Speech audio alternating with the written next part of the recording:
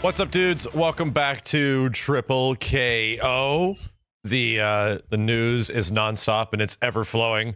My name is Max, and I'm joined by Matthew of the McMuscle variety, and Justin Wong, who now owns several more belts. Apparently, so many belts, several belts, fun belts.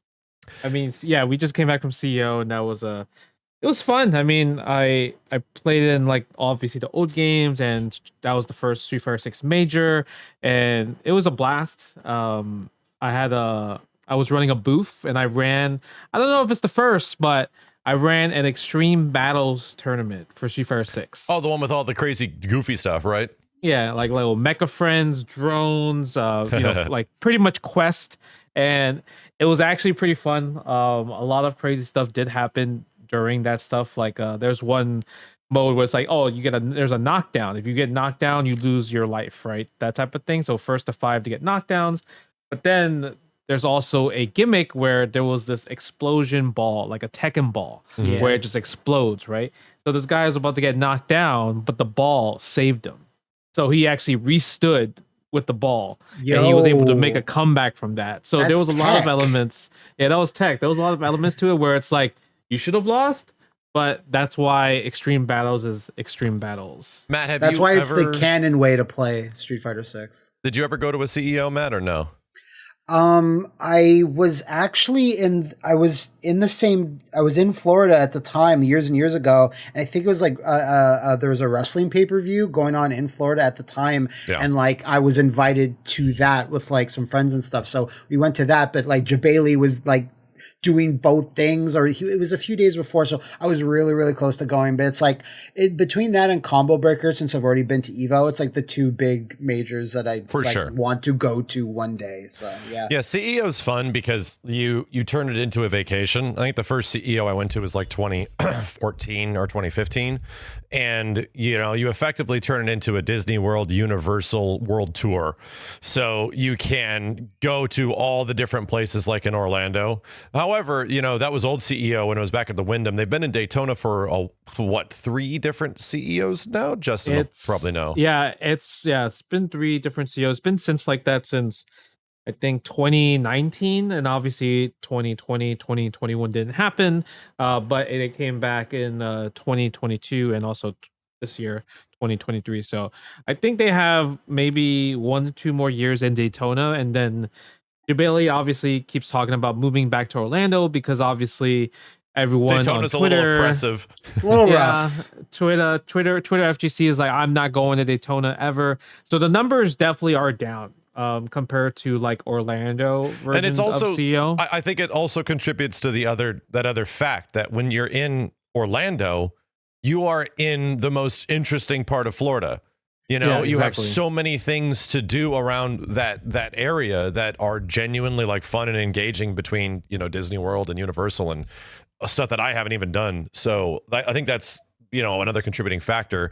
But it's Miami's so expensive. no good. Miami's no good because it's too chic and it's too cool for fighting game players. Like we need a Disney World or something to go to. Because when I went to the Capcom Captivate thing, I think I might have mentioned this before. I looked outside the hotel, and I'm like 23 at this point. I'm just a little baby boy, and I look around and I see all these cool people and like sexy people everywhere. I'm like, I'm going back into the hotel and playing games by myself. It's like saying we are holding Evo in beautiful Santa Monica, California, and it's like cool. Venice Beach. Venice Beach. Like, congratulate, good, enjoy. It's like, okay. I think the last time there was an FGC event in Miami was like 2003, 2004 by Jason Wilson. Yeah, that was like the last time I ever heard of anything from Miami related. But to be honest, I had a blast at CEO. Like my regimen was like from hotel, go to venue, then go back to hotel. So I didn't get a lot of like flack compared to like a lot of other people possibly had roaming the streets of Daytona Beach. And also Jabali Land, which is a huge arcade room, is 24 hours. So if you wanted to play Arcade Central for like literally 24 hours. You can. They were running. They also even had console setup, so if people wanted to play Street Fighter 6, they could play at Jabaliland as well. He also hired. Hold on. In Jabaliland, Yeah. are there giant inflatable balloons of his head? No. No. There's not. It's arcade machines. There is a huge backdrop banner of his head though. That's outside good. of Jabaliland. Okay, that's fine. That's fine. But if you're thinking like a Simpsons mini game where you pump the balloon type of thing, no, there's no Jabali version of that. Or dunk the Jabali, yeah. Yeah, he also had like 3 like really cool food trucks outside the Jabaliland as well too, till like 1-2 a.m. for people to just go get some food and stuff. So yeah, obviously I think CEO was an amazing event. A lot of people had fun, and they had lots of games that people probably have never seen or played before. They came back with Max's favorite game, Def Jam, as an official title for CEO 2023. So that was pretty awesome. And I think they got a belt as well, right? Yeah, nice. Any official game got a belt. Yeah, so that was the cool part, is that like even like I think you won CVS2, Justin. You got a belt for it, right? Yeah, I got a belt for that. Yeah, that's sick. That even like the games that aren't like obviously in the last like 5 to 10 year, like because a lot of tournaments are like that. Like here's a medal, here's something smaller, here's our premium thing that we spent like hundreds of dollars to make. Like here, this is for the Tekken 7. No. In a lot of these events now, they're like, no, if you're good at the old shit, you're just as good as the new shit. So you should be rewarded as of such. I mean, maybe not the prize pool, but at least you get something cool to bring home. Get a shiny belt. Yeah, the shiny belt's really cool. Even the side tournaments also, like, they didn't give belts, but you get top 4 medals. That's good. So yeah, so that was really cool. Those are unofficial games, though, right? Yeah, unofficial games, like the ones that the community decided to run in general. But then Jabali is like, you know what? We'll give you medals in the process as well too. So that was pretty cool. Yeah, CEO has always been a fun one. I remember the first time Jabaliland was there, and it was just like, arcade games as far as the eye can see. It's like, oh hell yes. I can't handle Jabaliland. Like, I straight up can't handle it. Just the name Jabaliland. You could have named it as a different arcade, but like, hey, let's call it Jabaliland. Well, almost anything. If you call it like Maximilian Land, like Matt McMuscles Land, Justin Wong, like it doesn't anything. Work. It doesn't work, but it's just so silly. But Jabali has such a fat head that it's great. It is, but like the fact that it actually exists in this form, that you say like it exists, it's like that's way funnier than it not existing. Listen, he's in dive kick. Come on, man. Yes, like that's all you gotta say. As soon as you say Jabali's name, his head gets bigger and his ego gets larger, and it keeps getting bigger and bigger, and he is the dive kick character. That's just the way it is. It's just the way it is. It's just his physiology. The guy was born that way, Yeah, I heard every time you mention Jabali, like he just hears it and his head just slightly gets bigger every single time his name is mentioned. And he shows up and he's in the chat or something. Like he'll always be there. He's probably watching this podcast right. I'm looking at you, Jabali. Yeah, it's not even live now. He's somehow in the recording. He's somehow on the call. Well, congratulations, Justin. What did you actually win officially? Yeah, I was gonna ask. I won CVS2, Breaker's Revenge on the new on the re-released one from Qbyte, and then also Third Strike. The funny part about Third Strike was that I won off of a "Let's Go Justin" moment. I got you got a big parry, didn't you? Yeah, Hugo tried to chip me out, and I parried his Soul Super for the win. Like, not even just for like a game or a round, but that was for like the tournament. Was it? What super was it? Hammer Mountain or whatever the hell? Yeah, Hammer Frenzy. Right? Hammer Frenzy. Okay, right. Hammer Frenzy. So that was really cool. I got 13th in Street Fighter 6. Lost to Punk and Phenom. Try hard CPT. Oh, dude, Jesus! I saw that the your stupid ass fat finger moment, right? The fat finger moment. And you need a special wand to press the buttons. What it is? I think it's because like so what happened which was crazy because this leads up to it. So everyone is using kind of like PS4 sticks. PS5 sticks not really a thing unless you buy something from Kombat or Hori or Victrix. So I use a PS4 stick at home when I play on PC. And I'm like, well, I don't have a converter. So I'm gonna just bring a PS5 stick that I don't really practice on. So it's a more smaller version. It's the Kombat Titan. Literally on Friday, 10 a.m., like a horde of people just comes in swarming, like right away open. I'm like, why is everyone coming at 10 a.m.? It's so early on a Friday. And everyone just lines up at Paradise Arcade Shop. To buy converters. to buy converters. So they were sold out of converters within the first 5 minutes of the tournament. Yep. That's the crazy part. To buy, wait, do I have it in local proximity of myself? Do you got to the buy Brooks? one of these. Yeah. To buy one of these guys. Yep. They're very hard to find right now. Yeah. So that's like, it was completely sold out. Like, and literally everyone just like scattered away once it was completely gone at that point. So vultures. It's definitely a thing where I didn't think about too much because I'm like, yeah, I guess I should buy a PS5 converter, right? I thought, now I'm like in my head, I'm like, yeah, I should buy one. But I didn't think of it at the time. I just brought like a regular small stick, and then heat of the moment, I hit the button, I pressed the wrong one. I pressed kick instead of punch, and then that caused me to lose in the tournament. And that's just like first month stuff, right? Like you could still like after playing like a ton of characters in the game, just mix up some shit. You're like, oh wait, yeah, it looks like a kick super, but it's a punch super. Oh god, like that kind of shit.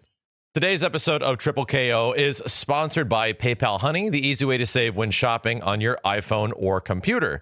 And thanks to Honey, manually searching for things like coupon codes is a thing of the past. Honey is a free shopping tool that scours the internet for promo codes and applies them directly to your cart. We've talked about this a few times before, but imagine you're shopping on one of your favorite sites. You go to checkout, you click the Honey button, and all it does is immediately apply coupons. Wait a few seconds, Honey will search and scour for those coupons and find the best ones for that site, and if there's one that works, you immediately see the prices drop. We've talked about a few opportunities in the past with TripleKO where we have directly saved money, and it's summer right now, and I've already bought a couple of summer things. Justin, how about you? You know, summer is like the precious thing for your family, for your child. You know, obviously for Harper, we've been enjoying the pools. You know, put a pool in the backyard, give it a little floaty as well too. We actually just recently bought a tunnel because for some reason she's just been enjoying just crawling through tunnels. We bought a tunnel because of Honey, so that was really great purchase. Just because like one of the kid tunnels, right? Yeah, little kid tunnels. You just crawl in there, like those are the best things for kids. So like Honey has been saving me so much money because when it comes down to it, I mean, kids ain't cheap. You know, Max, kids are not cheap. This is true. We need to save every penny, and Honey always got our back. I mean, I could get floaties for my cat here. You know, there you go. Just to help them swim, so Honey could help out in that area too. That's going to be a new What Happened episode. It's going to be what happened when my cat jumped in the pool with floaties. I know, right? It's like I just think about the cartoon. You know how the hair just spikes up and everything. Like, oh, it's water. Yeah, probably. So yeah, Honey doesn't work just only on desktop. It works on your iPhone as well. You can activate it on Safari on your phone and save on the go. So if you don't already have Honey, you can just be straight up missing out. And by getting it, you'll be helping us on the podcast and doing us a solid by supporting the show. So get PayPal Honey for free at joinhoney.com/TKO. That's joinhoney.com/TKO. Yeah, but it was really fun in the tournament because like I fought a lot of players that were like pretty good with like really unique characters, not like characters that you normally see.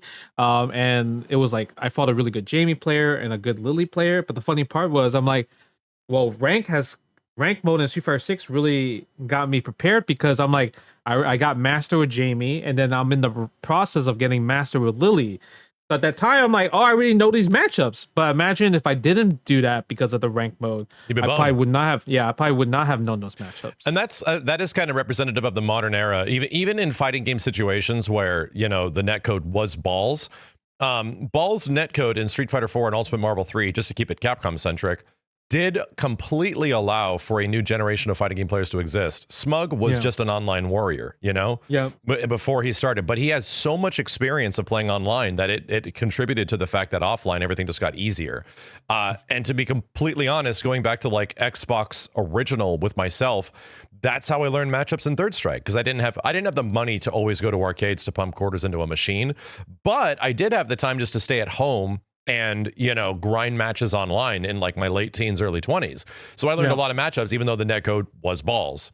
And then Cloud 805, like several people are born from that, and now we actually have good functioning netcode. Now we can fight people like in China or across the ocean or in the other direction towards the UK, and it isn't completely terrible. There's like a couple of frames of rollback, but you are still, there's nothing holding you back anymore. And that's why it's like, I kind of feel the back in the day, you could sort of be absolutely carried by knowledge check shit, right? 100%. Like, you could be like, oh, I'm good at this arcade game and I could be good at this game for 10 years and people won't know how to fight against it. But now that shit just doesn't fly. You get to higher ranks and people know what you want to do. So you got to go beyond. And that's what's nice about the current age of fighting games. It's also like terrifying because everything's just way harder to be actually super good at, but it means that the highest level of competition is truly amazing and people are like ready for everything. It just means you have to grind your ass off nowadays. You have to really play a lot. You know, I'm looking at all these people's points and I'm like, how did people get 100K? Yeah. I'm like, how did you get that? How did you find that much time to grind to 100K points already? They don't sleep or they like. No, you know, but this, like, do you guys remember Noah the Prodigy? Yeah, Noah's at 100K. He's 100K, and I'm like, God damn, what? How? You know why? That's a lot of playing. You know why? Because Noah at this point would be like in his early 20s. That is the premium age when you that is the age when like you dedicate yourself to something. That was like my third strike age and you just go ham. And then like maybe later on you dabble and you start dedicating to other things, but there's like this spot in like your late teens, early 20s where you'll just go absolutely ape shit on this thing and want to be the best and do nothing but that.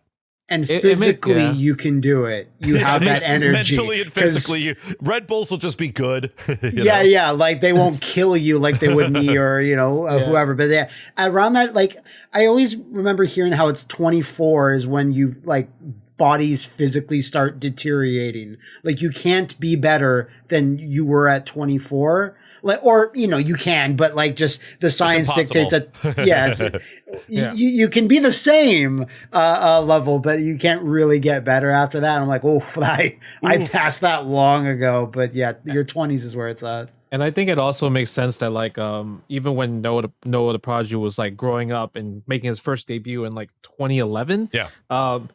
His father was super like into it, like, come on, son, let's do it. So cool. Very supportive. So I'm assuming he would still be supportive now because like Noah's getting better, he's getting stronger, and I mean he's up there in the leaderboards of Street Fighter 6 as like one of the first. He was I think the first 100K, or he's the top 100K, but he has 100K points in Street Fighter 6, and I'm like, that's crazy. I don't think I have like.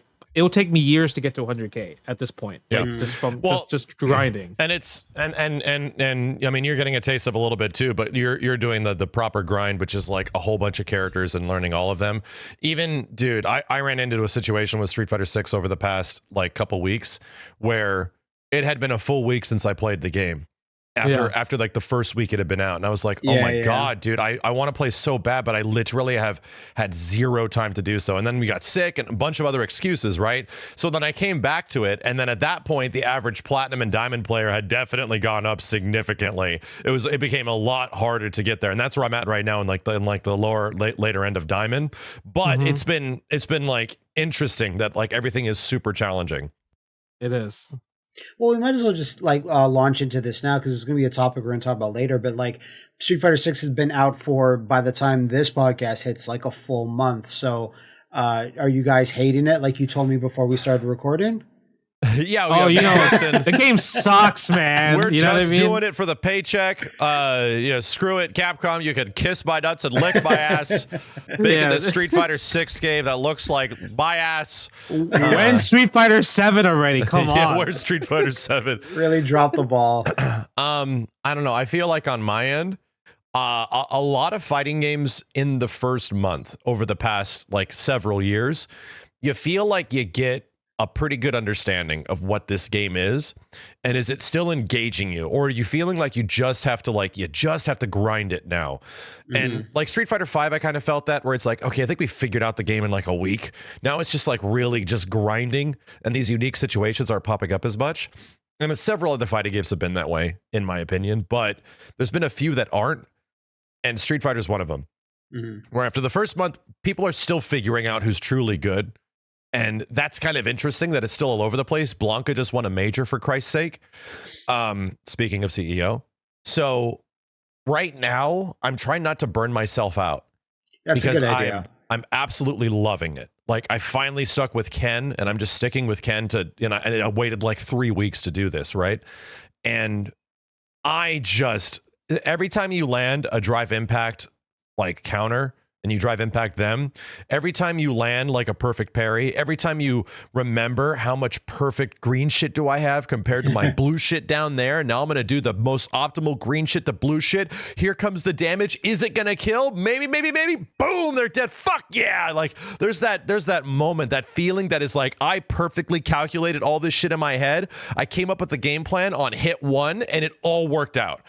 There's something about Street Fighter 6 and the way the green stuff works that makes that feel so good. Even after, like, I've had like maybe 500 games and I still love it.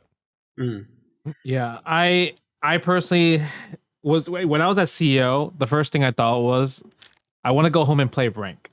I want to go home and play online. Yeah, because I had so much fun just like playing there, and then once the tournament finally ended, I'm like, I want to play more 6. Yeah. But obviously, like at that point, the end of the tournament, nobody wants to play anymore, and I'm like, I really just want to go home and play more Street Fighter 6. And it's past the honeymoon phase. Usually, the honeymoon phase is 2 weeks. Yeah, and it's now it's some games it's 1 now. week, to be honest. Right? Yeah, right. Yeah, sometime is 1 week, but now it's already 1 month, and I'm like, all right, I want to get this next character to master. I want to learn this character. I want to see what they are like in modern mode, right? I want to watch tournaments.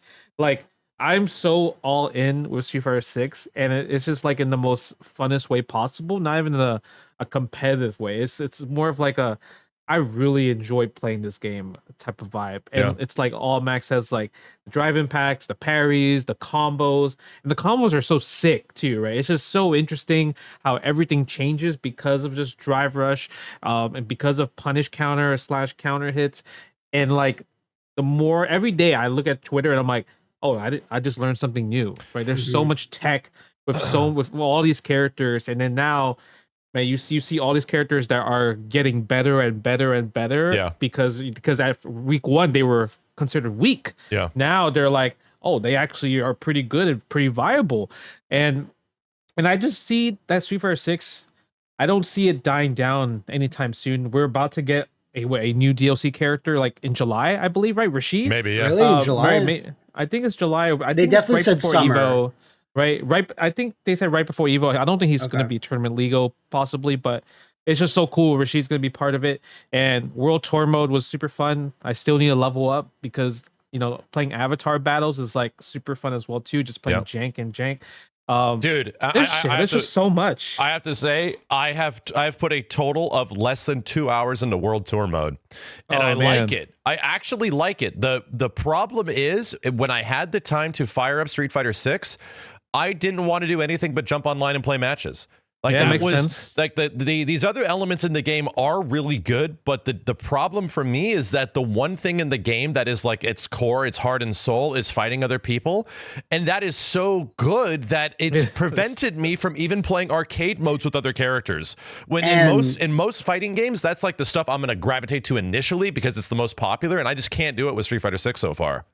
And for you're currently doing like you're doing a gigantic Final Fantasy 16 like playthrough, sure. and World Tour is not a thing you can do in one stream. It's not. It's like 20 hours, if you want to do a lot of stuff. So I totally get that, but like, absolutely, when you feel I need to play through it. I know it's great because having played through it and experienced like pretty much everything it has, it's like there's so many.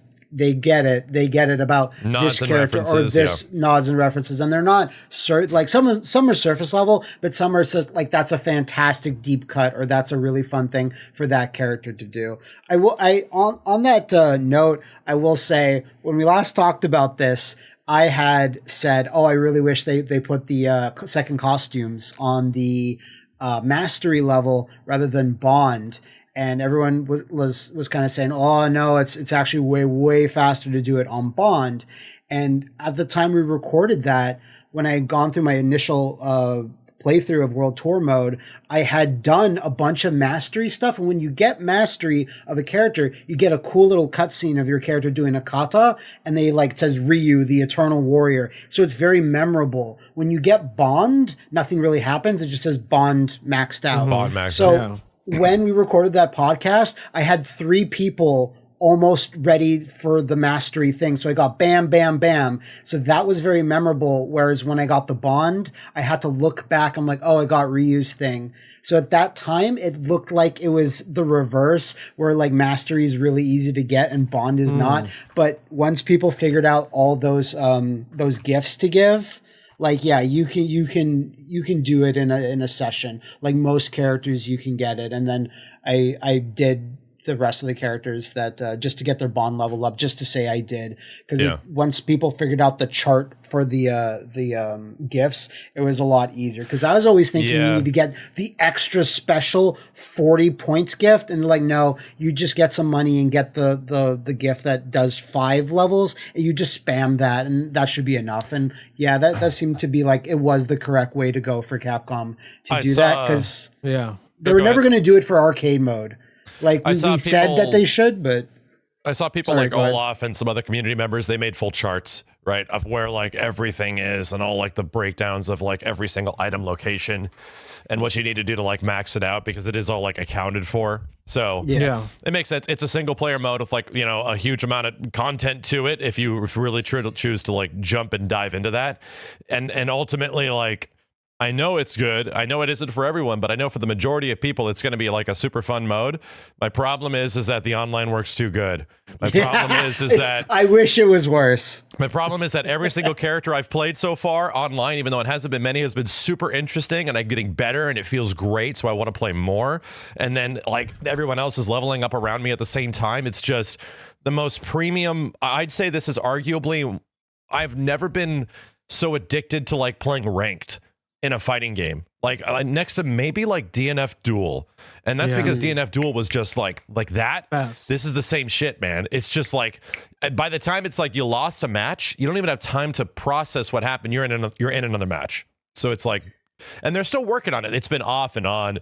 It's been down a couple of times over the past month, and you know, there's some region stuff people are still figuring out where it's like, is it actually region locked? Is it? We don't know, but still, it's getting you matches, and I think that's really important. And did you guys see last week the retro games at the Battle Hub? They always rotate. Last week was Alpha 2. Yeah, and Valle set the number 1 record. Yeah, he set the number 1 record for score, high score, and everything. So I didn't think they would put Alpha 2 in, but then they did. So that means they could possibly put Street Fighter 3 in eventually one day. And Street Fighter the movie, it's possible. Right? So it's actually going to be pretty interesting to see how far will they go with like kind of like their older school Capcom retro titles. It will be an absolute wonderful day if Alien versus Predator gets stuck into one of those machines. That will be truly amazing. I would actually say, if I was a Capcom marketing person, I would tell whoever the rights owners are, Disney, whatever, we have this super popular game. It sold like, millions of copies. This is like the best way to get it out there, unless you want to make money and sell it.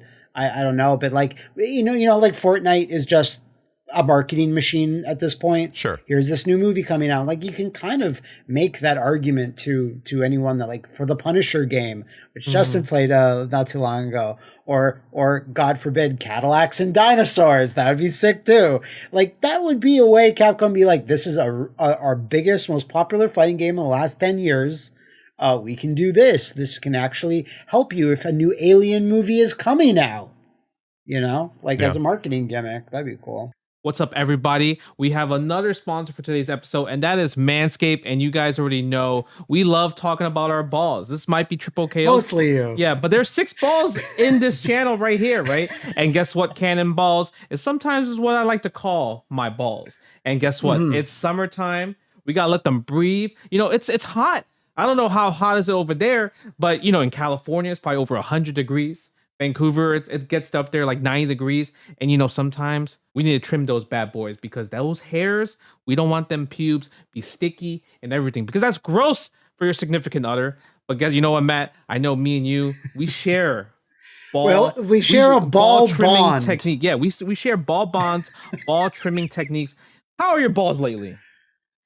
They are excellent because of Manscaped, and the beard is also coming along quite well. Hey. I kind of shaved it down a little bit more than I wanted, but it grew back. That's what it does. That's what it's good. Unfortunately, growing back is also something that happens down there. And because the Lawnmower 4.0 trimmer, I don't have to be afraid of the summer. And I've been afraid of the summer every single day since I turned 13 up until now, up until we started getting Manscaped products. So they've been keeping me like very confident all summer long so far, and hopefully until the end of August, where summer officially ends in Canada, then it just goes back to winter. So yep. So if you guys want to talk about balls with me and Matt, we got you. So all you gotta do is get 20% off and free shipping with the code TKO at manscaped.com. That's 20% off with free shipping at manscaped.com, and use the code TKO.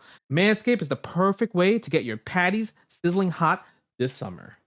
Speaking of how popular Street Fighter 6 is, did you guys see the Japanese VTuber tournament? Yeah, it was in Japan? massive. it's what, It's like 300,000? 300,000 people watching Street Fighter 6. That's like crazy. And we don't have final sales numbers.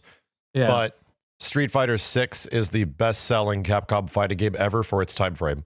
Like, yeah. I think it sold over like 1 million copies in 3 days, something like that. Yeah, that was the last metric we got, but we haven't really heard anything. Don't know the maximum yet, but yeah, like no other. Most projections of most Capcom fighting games in the first year are 2 million. So. Yeah, it's usually 2 million. You're right. Yeah. Either way, they killed it, right? They completely killed it. It's the only only highest rated one fighting game of the past decade, bro. Yeah. Like next It's to only Smash month Brothers. one. Yeah. So Yeah, it's a great time to be a Capcom fan, right? I also wanted to get on the fact that since we last talked, I think I said how I didn't really find up until this point like a character that I was really gelling with to even put time in. Like I like a bunch of them, a bunch of the new characters as well. There was just something not clicking, and I actually kind of settled on Cammy. Okay. Which is not surprising. She's good in the game. But it was actually, I think I was saying this a little bit before, Cammy's missions in World Tour were so endearing, and you see Cammy coming out of her shell and trying to be like a human being and not just like a fighting machine and stuff, that I was like, let me see what Cammy's up to, and let me see her moveset. Actual character? That's amazing. So I was actually putting time, since we last talked, I put into time with her, labbed with her. I flirted into ranked for a few seconds. Unfortunately, kind of like Max, a lot of other stuff has come up, like a bunch of other games. Like I think by the time this comes out, I can say that new Double Dragon game, I got sent an early preview of that, like code of it. I was like, it's really fun. Yeah, it's very different. It is got that Hades sort of hook to it. Oh, really? Cool. When you complete a level, here's one of 5 possible upgrades. And every time you beat a level, the rest of the remaining levels get harder and harder. And you need these things to kind of boost you up. So I need to make a video for that. And then the new AEW Fight Forever wrestling game came out, and I was like, what's good in the back of my head, I was like, I need to go back to Street Fighter 6. I have to do these things kind of for work, but unlike DNF Duel, which I did like, but there wasn't a moment where I was like, ooh, I need to get back to DNF. Like I just didn't have that. I feel like even but Street Fighter 6 I did. Me and Justin sort of had that with its rank, because in that honeymoon 2-week phase of DNF Duel was really good. It was great. That was a really good first 2 weeks, but obviously, like, there was only so much the game could do, and people figured that shit out, bro. After the first couple weeks, even though there's still some stuff that I found enjoyable. I feel like we all knew, right? Especially with the way the mobility was in DNF Duel. We knew, bro. The only thing you could do is like shitty run and block, and the roll was super bad. So we're like, there's like no way to get around this crazy shit. Like, you just kind of have to kiss my ass and just eat the damage. So we knew that this was only going to go so far, which is great that the patch eventually came that did make mobility a little bit better. But I feel like they still need to go further. That's a game that needs a lot of touch-ups, and it can be like, I think DNF in its final version is probably going to be friggin' amazing when they eventually get to it, but you know. Might be too late at that point, right? That's exactly it. They're already kind of too late. It's taking so long to get all this stuff online. So you know what I mean. Yeah. Yeah, that's unfortunate. It has a date now. The new stuff. What is it? What did we write down? Yeah, I think I don't know if it was on here, but DNF Duel, July 12th. July 12th. We actually have like a real confirmation when this stuff is coming, whether or not it's the character, if not balance changes, if not a ridiculous amount of like new system mechanics that are really going to change the game. Yeah, it's like the GameCube system. It's something about cubes. The cube system, yeah. The cube system. There's completely different ways that characters go into Awakening now, between like 50% health and 30% health that they usually do. So it looks pretty nuts, man. Yeah, it's gonna be a shakeup, but it's just the worst time. I mean, I don't think I'm gonna play it. Like I don't think I'm gonna reinstall the game at this point. I feel like I'm Street Fighter 6, Tekken 8, Mortal Kombat 1. Those are the three that I'm just at that point waiting for. It's just so hard because they took so long for the update. Kind of like makes me why do I want to go back? It almost seems like they were working on two different things, a character and then a bunch of system mechanics. And they're like, let's just sync them up so that they both come out the same time, same day. Maybe like that wasn't the original plan. This is just a theory that, okay, well, these system mechanics are coming. Let's decide to do this. Maybe this will be better. Oh, let's fold the character into that update. Bunch of new stuff on a particular day rather than have the character a few months ago. But who knows? It definitely, like, for that game in general, because I still stan it. Like, it was my favorite fighting game of last year. I don't care. I like the dead games. Everyone knows me. The thing about it that I think is interesting is something definitely happened behind the scenes with the producers, with like the people putting up the money for the game, because it almost felt like there was no plan. Usually most fighting games have like a roadmap after it comes out, and you have a certain amount of time until, a new big like Sunrise update comes out that gets everyone to come back and check things out. And the game just didn't really have that.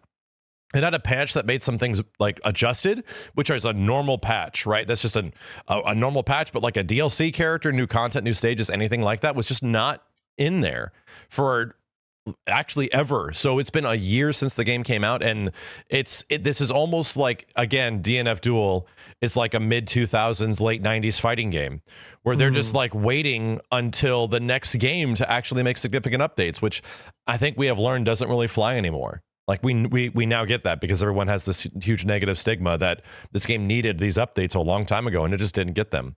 So now we're actually getting a giant game update. Now we're actually getting characters, but clearly something happened, bro, because how the hell did a modern day fighting game come out with no plan? And like were they waiting on sales and then like, oh, I guess it kind of sold okay. Let's do it. Yeah. I think go ahead, Justin. No, I'm saying I think overall it has to be with sale, just because DFO in general, the original game, it sold so much in terms of like skins and everything. Yeah, so it's a huge game. It's a huge game, and that's why they keep updating it and everything with like new characters, new summoning, new awakenings. So it's possible that DNF just fell short in terms of their expectations. Yeah, and that's so at that point, I would expect there's a reason that we're not getting any updates and getting minor patches. But now we're actually getting the expensive shit. Like Spectre looks amazing. Like character looks like great, better than any character in the game. I'm like, holy shit, bro! This is so. I'm expecting like, why is that? Like, was the conclusion sales looked great? Let's get to work. Like, I'm like, what the fuck is going on? It might be, I don't know. It might be an anime game thing. Yeah, maybe.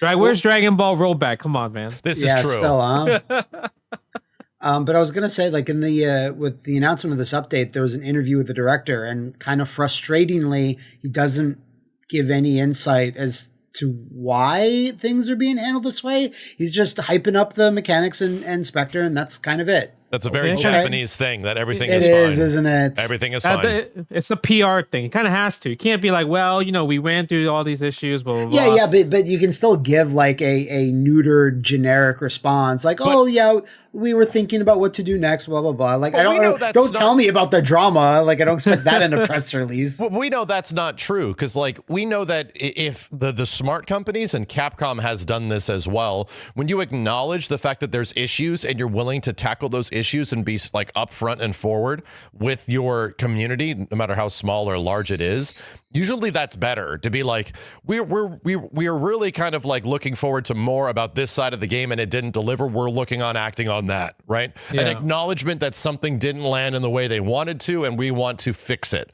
And that shit is great. Like nowadays, that's what people kind of look forward to for updates in games. People look forward to the apology Twitter image from a game dev or a publisher. People love that. You mean the big ol', we are delaying our game 2 more years. Sorry, bro. Or we apologize for the state of our game. Not that DNF Duel has to do that, but like that's just a thing now. The Hobbit game. The Hobbit game or Cyberpunk or whatever it may be. Like now there's like, I think there's going to be an award for that next year at the Game Awards. Best apology. I like it. So yeah, So DNF Duel is actually getting updated. It's getting updated at one of the worst times, like right in between a Tekken beta, Mortal Kombat beta, Street Fighter 6's launch, and it's already doing healthy and great. So, you know, it is obviously too little too late, but I can't help but be kind of curious of what they're going to do with it because the game was fun enough. I hope crossplay's in there eventually because Christ, it desperately needs it at some point. But considering how many funky things with crossplay and like rollback integration has been happening with some Arc System Works games, I wouldn't hold your breath. Yeah. But Max, there's one more update during July. There's a Grand Blue Fantasy versus Rising. Oh no! Beta tests. That's happening July 28th to July 30th. That's after the Tekken beta, right? I think it's the same weekend. No, it's 2 weeks. Tekken beta is 2 weeks. No, really? What? The Tekken beta is 2 weeks long? 2 weekends. 2 weekends. Oh, because the first weekend is PS5 for Tekken. Okay. And the second weekend is for every other thing. Gotcha. So it's like a 3-day weekend, sort of like a Friday, Saturday, Sunday. So Grand Blue has their own open beta that's coming out for PS5/PS4. Pre-access registrations on July 5th. And then I guess the closed one is playable for July 26th, 27th. And open beta for everybody is July 28th to 30th. Interesting. So we have more updates, more betas coming when it comes to fighting game related.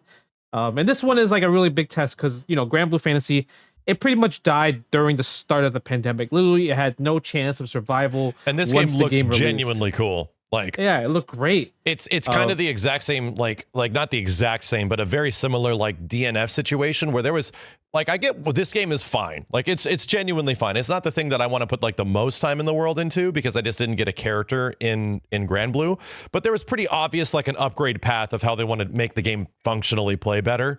And it really looks like they're doing that now.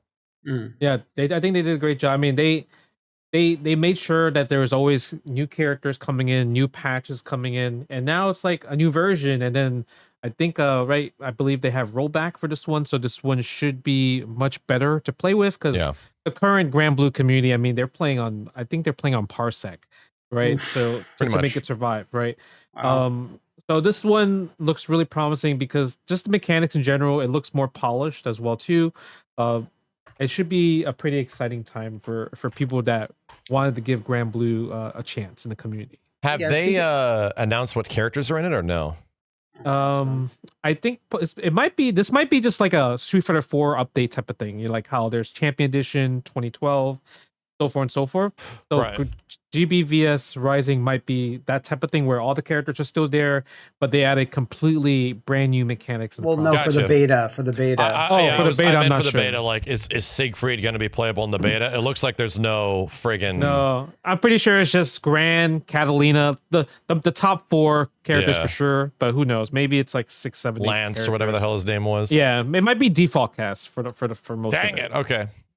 Also, speaking of which, a fan kind of put in a comment when we were talking about battle passes, how Street Fighter 6 is the first major fighting game to have a battle pass. No, apparently the original release of Grand Blue had a battle pass. How funny. Just no one talked about it. Well, I mean... it makes sense because it makes sense. It was a very small release. Like this is like we sold 100,000 copies, bro. Let's go. Like there was only so many people to actually engage, and that a lot of that's from like Asia region as well. Okay. Yeah, it also makes sense that they would do a battle pass because the the company that did Grand Blue, I mean, they're a very popular mobile game company, Shadowverse. They also made Shadowverse, and Shadowverse had their own battle passes for kind of like their competitive season. Gotcha. So it would make sense that Grand Blue Fantasy Versus had their own, but yeah, I didn't know they had a battle pass. All I cared about was the DLC characters when the characters did come out. So yeah, it's surprising. Even now, Street Fighter 6 battle pass, I'm like, I still haven't even touched at it yet. It's Avatar stuff. Yeah, I think it mostly is. Yeah. Yeah. So maybe that's why I finally got a chance to look at it. I think I'm almost completed with it. I think I put like maybe 200 or 250 online matches into my battle pass, and I'm almost done. So, and that's pretty. I think it's like honestly less than 10 to 12 hours of gameplay in total. Okay. That has me like nearly completing it. So. Okay. It's okay, but it's like, it's obviously nothing great. It's nothing that is like, it has no FOMO element. It has nothing like, oh God, I got to get this summer outfit. Or if they had summer outfits for the actual characters, that'd be a different story. Right. You know, speaking of the Avatar stuff, have you guys seen some of the craziest stuff that people have been making? They're really good stuff. You seen the Michael Jackson one? Yeah, I've seen MJ in my lobby. That one was so good. Like that whole video, they like, I don't know, have you seen it, Matt? But I gotta send it to you. I think I've seen the screenshots of this or something. I saw the thumbnail of said video. They made a music video, and literally he's dancing with DJ and Kimberly. It just works so well. People made you, if I'm correct. Yeah, they're making people. They're yours looks sweet. Yours looks awesome. But I guess like I didn't know that you can make multiple avatars with the same account. That's what you can do. Oh really? I didn't know that either. Yeah, because there was this one person on my stream, and he would just have multiple characters. Like he's a big Popeyes fan, so he made Popeye, he made Bluto, he made Olive Oil, and I'm like, I guess you have multiple accounts. And he's like, yeah, you can make multiple accounts. So that's actually pretty cool that you can make multiple Battle Hub avatars, I guess.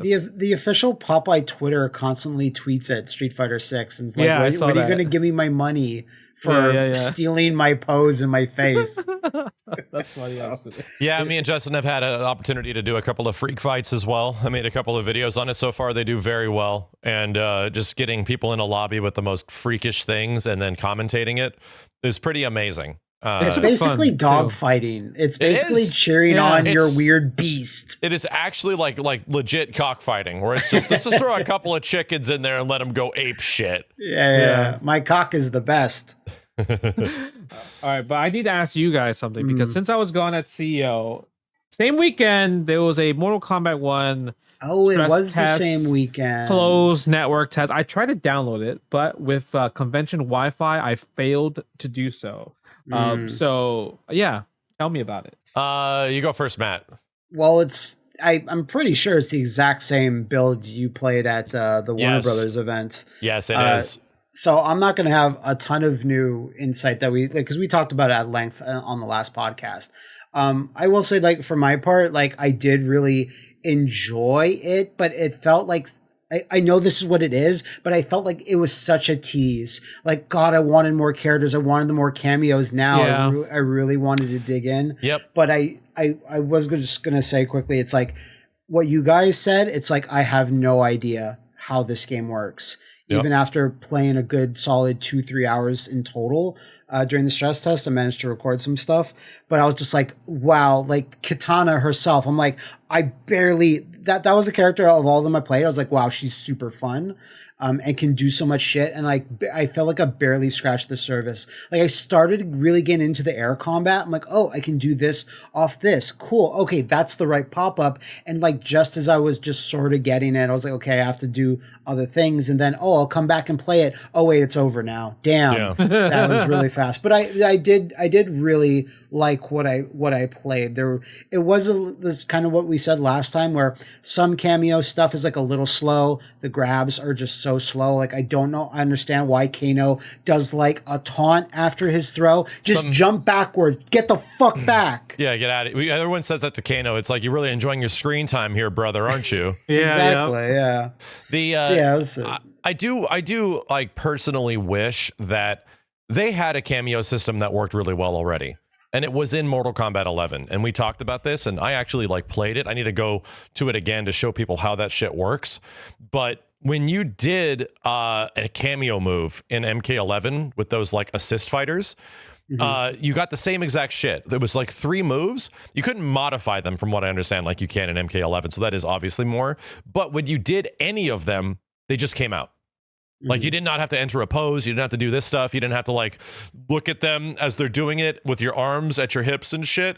And then start fighting. Like, no, in any of those moves, any of those 3 attacks, the game gave you the freedom to just execute all of it, whatever you wanted to. And then they didn't have the same recharge time. They were like immediate. So you can call like, you know, a lot of cameos. So it was obviously busted in MK11. But it didn't leave you with the like, oh God, my cameo's out here. Jeez, just go away. And some moves in MK1, they're fast. Like the square wave with Sonya, you know, you get Kano coming out throwing his knives and stuff. Like these things come out relatively quick. So I almost just like some of those other cameo elements, man, it's just like, my God, dude, they feel genuinely really hard to use because they're for very specific use case situations. While in MK11, it was just like, here's all these tools, have fun. And you only get that with like 1 or 2 cameos in MK1 as of right now. Yeah, okay. It is a small pool. It's only the 3 characters, and I'm assuming when they're adding more, it's gonna be like way more choices. But yeah, I think like limiting it to just the 3 in the demo, like kind of makes those problems worse. Tough. Like I get you, but so at the same time, like the gimmick with them was that Sonya was really good for combo extension. Best cameo for combo extension naturally because Square Wave was just great and so many combos take place in that mid to high level of like screen space. Her other 2 cameo moves pretty bad. Like they're almost useless. Like the leg grab is like very specific and it kind of makes the combos worse. And her fireball was almost useless. It was like, I don't get it, man. However, Kano I think is the most interesting because he was the neutral cameo. He's also good for combo extensions with knife toss, but the Kano ball can be held. So you would knock the opponent down, and while you're knocking them down, you call Kano ball. And then you go for a mix. And as soon as your mix goes, you call Kano ball to protect you if they blocked it. So whether it was a low or a high, it actually protected you in neutral. So which was like, oh, this is kind of cool. Like cameos that like assists in most fighting games that help you in neutral are ultimately more interesting than ones that just extend combos. So I think Kano was the most interesting. And then you get Jax, who's actually fuck busted. Not everyone was using him because he has 1 combo extension with like a grab you and he like, you know, resets you after a grab. However, he has an unblockable ground pound where he stays out for literally 2 ground pounds. So you would call him out during one, knock the opponent down, and as they were getting up, you do a jumping kick attack. He does the ground pound at the same time, unfucking blockable. Right. So people were getting deleted, like straight up, like armor wasn't working. I certainly did because I remember a player took Jackson like I couldn't get up. Exactly. Like it was rough. So at some point, you know, you have to start. There's a consideration here because certain cameos are leading to absolutely friggin' busted shit where it's like, yeah, like I want more freedom with my cameos, but some of them are doing the most dankest stuff where I got touched by Sub-Zero and then he called out Jax and I couldn't do a wake up, dude. Like my wake up, the first hit of armor got beaten and then I got launched again and then he just launched me again. I was like, bruh, this shit is crazy. So it needs some tuning. Like it needs safe to say. It's safe to say that like from one end of the level where it's like the cameos don't do enough to a point where some of them are like fuck busted. They need some tuning. Did you see that bit? Because remember you guys were talking about the build that you played and or might have said it in a video, but some moves just wouldn't come out. Like some things were just not happening. And apparently there's some sort of issue with the online stress test where motions, like it was an actual bug where motions are not being detected correctly. Oh, really? Well, yeah, there's an Event Hubs article about this. And they're like, okay, but this is an issue that apparently an MK NetherRealm staffer is like, oh yeah, we're aware of this. This is going to be fixed or something like that. That is good because yeah, doing special moves felt awful. Like just doing like back forward 3 or something like that for slide or whatever just didn't come out. I'm like, what is happening, dude? If you would like walk forward and then react to somebody's fireball and then you do back forward 3, you just wouldn't get it. I'm like, what? However, input check, release check, aka negative edge was on by default, which made it really hard to do special moves.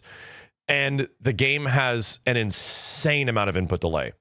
Like, I think offline it had like 6 frames. It was pretty high. And then you have the caked in 3 to 4-ish frames of online. So the game natively feels like it has like an 8 to 9 frame input delay on anything.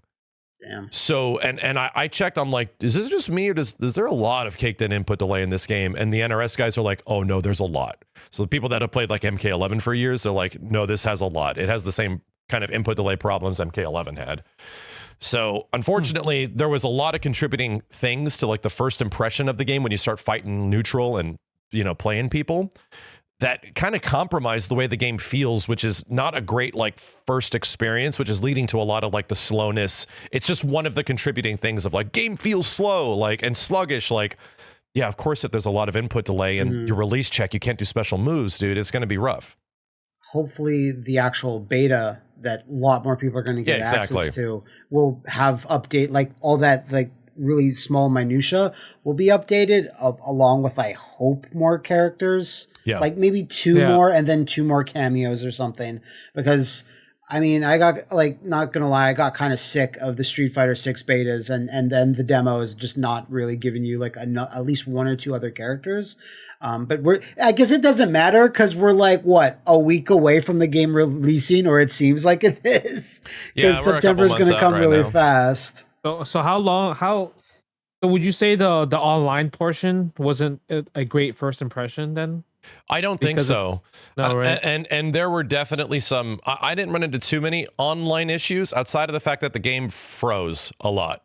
It did for me too. It almost guaranteed that if you're playing a set with somebody, it's just going to freeze up and you're not going to be able to find that person again.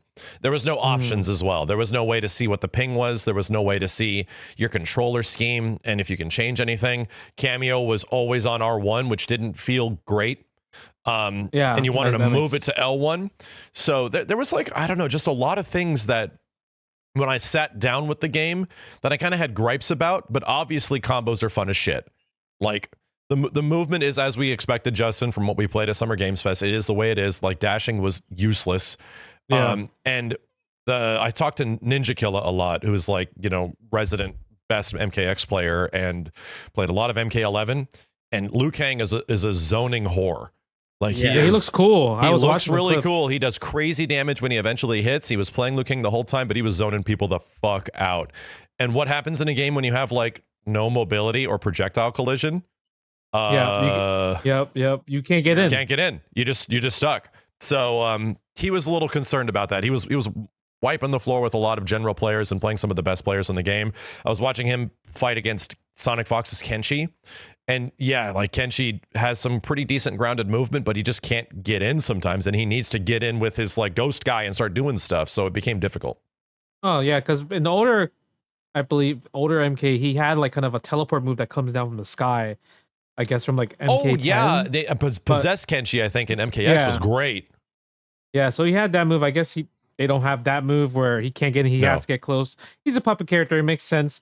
But yeah, if you have no mobility and you have strong zoning tools, which MK in general normally has strong zoning tools for a lot of characters, that's the tough part, I guess, right? For sure.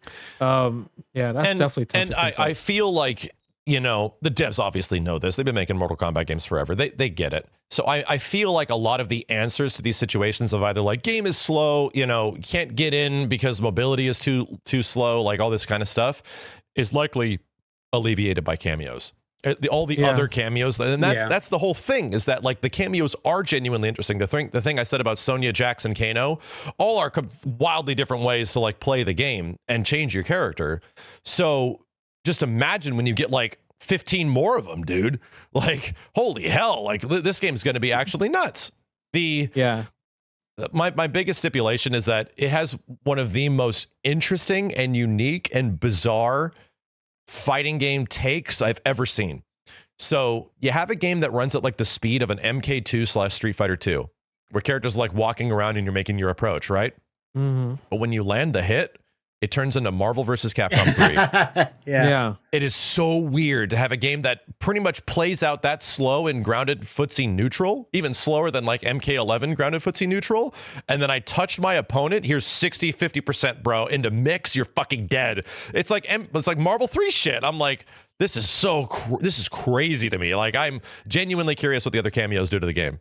It really did yeah. feel like that in the bit I played, that as soon as combos started to just get going, like you barely hit the ground. Yes. If you're getting hit or if you are the one doing those hits, everyone's up in the air, everyone's all over the place. Most fighting games that have like longer combos like that are kind of like fast-paced games in general. I don't think I've ever run into a fighting game that has as long of combos as it does, with as like, you know, slow and nuanced, grounded footsie neutral as it does. I guess. Sorry, go ahead, Justin. I was like, did the stress tests had an offline mode, or was it just only online? They had towers. Oh, towers. It was the same. It was the exact same thing as we played at Summer Games Fest. Okay. So it was like towers and versus mode, but the versus mode was replaced with online mode. Yeah. Did you guys see that bit where that if you take Liu Kang versus Liu Kang, he'll have a dialogue where he talks like that the Dragon King rules everything, and people are piecing together that the Mortal Kombat 1 website just says Liu Kang must face a terrifying new enemy, and it's just like, are we just going straight back to PS2 era Mortal Kombat? Because I was thinking about it, right? Mortal Kombat 9, a reboot, a retelling with Shao Kahn. Then Mortal Kombat 10, Shinnok. Mortal Kombat 4. Yep. Then Mortal Kombat 11, like new villain, and then resets things. So are we going back to the well at the PS2 age? And given that little leak that happened with characters, supposed the final character roster, and some of those, I'm like, we're going back to PS2 age, baby. Certainly looks like it. I mean, I think Yo Mama Onaga might be coming back. Yeah, probably. Probably.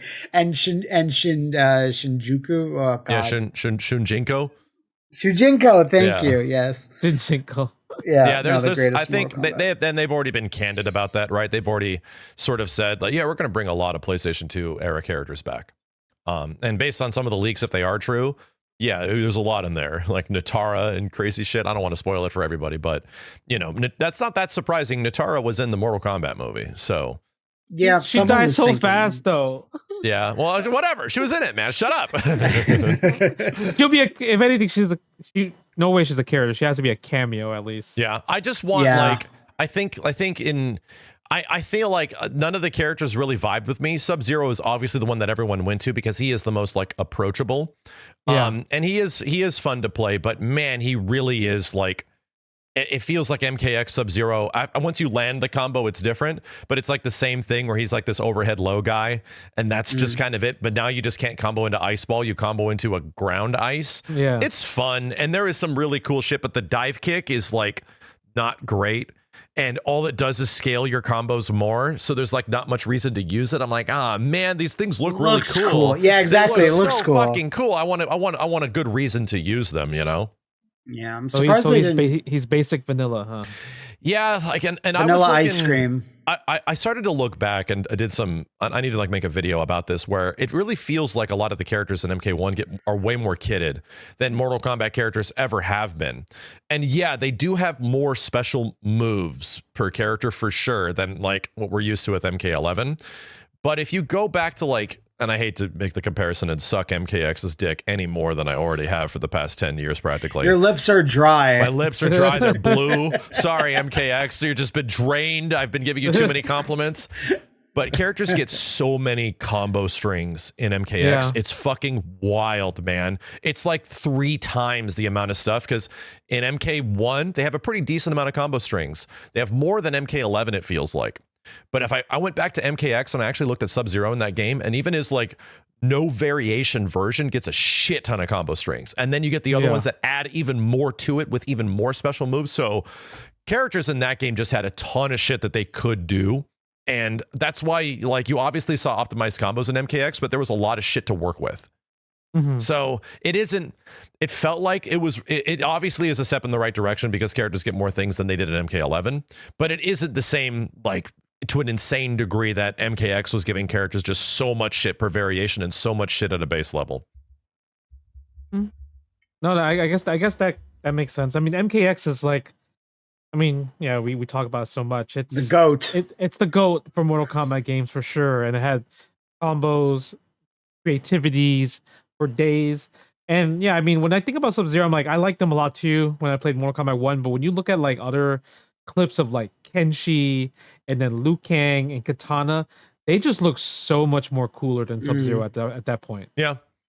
Yeah, and then they are cool. Katana was easily the hardest character to use in the beta because I know we didn't play a lot of her in the Summer Games Fest build, but her normals were like wild. Yeah, her normals were aggressively slow. So it made her naturally super hard to play, and she's more of a setup character that doesn't get like as much damage, it's felt like. I don't think she's actually bad, but I ran into one, and the poor fucking guy. Like, the poor guy. Every time I touched him, I did 40 to 50%, and then he was in the corner, and he was just dead, and I was like, I'm sorry. So I didn't run into any other super good katanas. I ran into a couple of Kenshis that were pretty damn good, but the majority of it was Sub-Zero and Liu Kang. Yeah, it was. No, Katana's the best. I saw that she has an infinite. So even though she had an infinite, even though it's probably going to be taken out, it's a bug and everything it's like easy that. to do. Leave it in. Yeah, there's no reason to take it out. People are arguing to leave it in. She deserves it. No. It's the same level of a Gambit Infinite. So I that's saw. gotta go. It's 2 buttons and it's not hard to do. Yeah, I saw. I'm like, it's mid-scratch. At first I thought, I was like, oh, maybe it's like a really hard infinite. I'm like, looking at like, oh, it's a grounded infinite. You just do this 1-2 hit string and over, and it just works. And here's the funny thing. I wish I had known that. Almost every single NRS stress test that they've had going all the way back to Injustice 2 always has something like this. MK11 had something like this, Injustice 2 had something like this, and now MK1 has it. So it's the same shit. They always have some super easy infinite off of like a combo string that you just stop and you could just keep going. That's hilarious, actually. Yeah, but I'm pretty sure it's going to be taken out. And I mean, I'm still looking forward to it because I really do think the cameo system is really going to make the game successful. Like, because I'm thinking, like, if Nataru is a cameo, right, that means she might come down from the skies. Yeah. So imagine you have to hit her in the air to get rid of her. That'd be cool, right? It kind of like really vary it up rather than just everyone just having the same like neutral forward and like special. Like she throws an air fireball, like an Akuma air fireball, or like a Sindel when she's in the air throwing air fireball down. Like that would be pretty cool. If they had that. I do agree that like the cameo stuff is really where the game is either going to be like a make it or break it situation, where some of the cameo stuff we've already seen with the very limited amount of shit in here is pretty interesting, but it goes from being like surface level combo extensions to fuck busted. And it's like, all right, so is there going to be like an in-between here? Because Kano's obviously the one that is the in-between, where he's like, oh yeah, he's kind of a combo extension, kind of good for neutral, kind of stuff. But it really depends on which cameos lock your character into place. That's it. Yeah. That's all it is. Like which cameos force your character to not be able to play the game and you just step to the side and your cameo does something. It's like, well, these are tough to figure out. Like that. We saw that in the trailer with Punch Walk with Goro, and Melina literally like takes a back to Goro and just looks at him do the punch walk, and you can't do anything as your character. And then you have to like ball in because it's the fastest thing to get over there. It's like, like that I feel like if this is a game about like freedom and creativity, they got to open that shit up, dude. And it might be too late for that. I think that could be a high level thing that is adjusted way down the line, just like letting you choose your variations and your variation moves in MK11, which they eventually did. But it's pretty clear which cameos are super good in the game right now because of it. Mm-hmm. Yeah. But it's supposed to.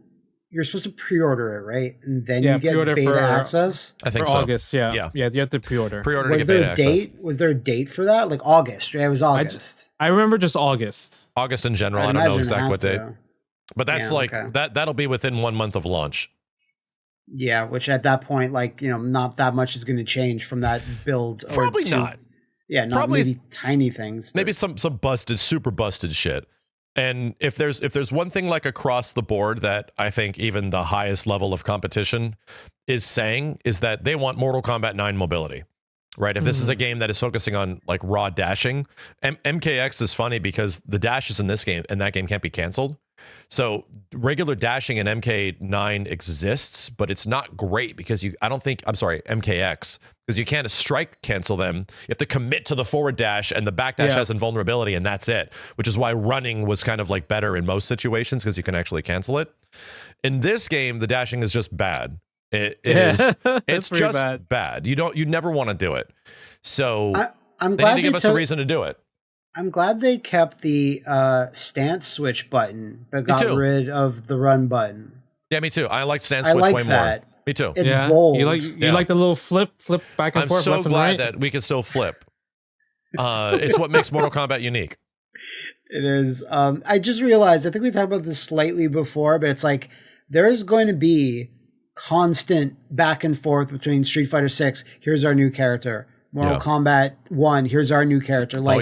Like multiple times a month, maybe not multiple times a month, but like at least once every 3 months, like you're going to get a character from both. And depending on when Tekken 8 releases, we can't stop this podcast, sadly. We back in the 90s. Street Fighter versus Mortal Kombat all over again. Which side of the arcade are you standing on? And that's what it comes down to. That doesn't even include what we don't know about by the time that shit happens. If like Tekken comes around a theoretical like February to April next year, maybe like we're going to be prime season of like, here's new Street Fighter characters, here's new Mortal Kombat characters, here's new Tekken characters at like any given time and moment.